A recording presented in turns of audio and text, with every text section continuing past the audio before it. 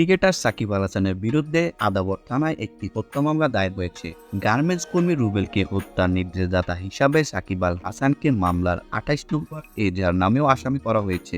বর্তমানে পাকিস্তানের রাওয়ালপিন্ডিতে বাংলাদেশ জাতীয় দলের হয়ে টেস্ট খেলছেন সাকিব। গতকাল সাকিবের নামে মামলা হওয়ার পর জনমনে প্রশ্ন দেখা দিয়েছে, হত্যা মামলার আসামি হওয়ায় সাকিব খেলতে পারবেন কিনা।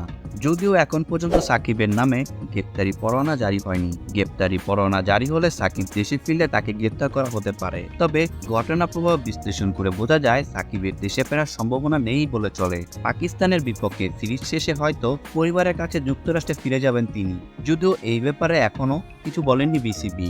অন্যদিকে আগাম জামিন নিয়েও খেলা চালিয়ে যেতে পারেন সাকিব। তাছাড়া বৈষম্য বিরোধী ছাত্র আন্দোলনে পুরো সময় দেশে ছিলেন না এই অলরাউন্ডার, তাই গ্রেপ্তারি পরোয়ানা জারি হলে ঘটনাস্থলে উপস্থিত না থাকার প্রমাণ দিয়ে জামিন পেতে পারেন তিনি।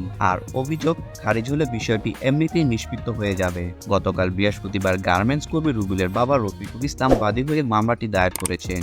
মামলার 28 নম্বর আসামির ঠিকানা লেখা হয়েছে মোহাম্মদ সাকিব আল হাসান, সাবেক সংসদ সদস্য, পিতা মাসরুর রেজা, সাংসাপাড়া, নতুন বাজার, ডাকঘর, মাগুরা। এছাড়া এই মামলায় বাকি আসামিরা হলেন সাবেক প্রধানমন্ত্রী শেখ হাসিনা, ওবায়দুল কাদের সহ আরও 156 জন।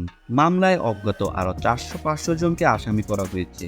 মামলার এজাহারে বাদী অভিযোগ করে বলেন, গত 5 আগস্ট রুবেল আদাবরের রিং রোডে প্রতিবাদী মিছিলে অংশ নেয়।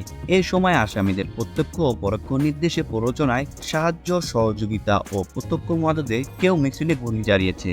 বুকে ও পেটে গুলিবদ্ধ অবস্থায় রুবেলকে হাসপাতালে নিলে চিকিৎসা অবস্থায় 7 আগস্ট মারা যান তিনি।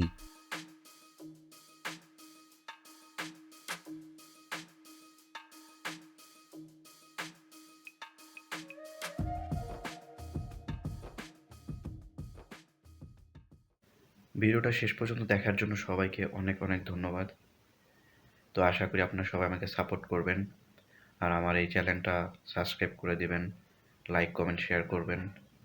তো সবাই ভালো থাকবেন। আর ভিডিও সম্পর্কে কোনো মতামত থাকলে আমাকে কমেন্ট করে জানাতে পারবেন। আসসালামু আলাইকুম।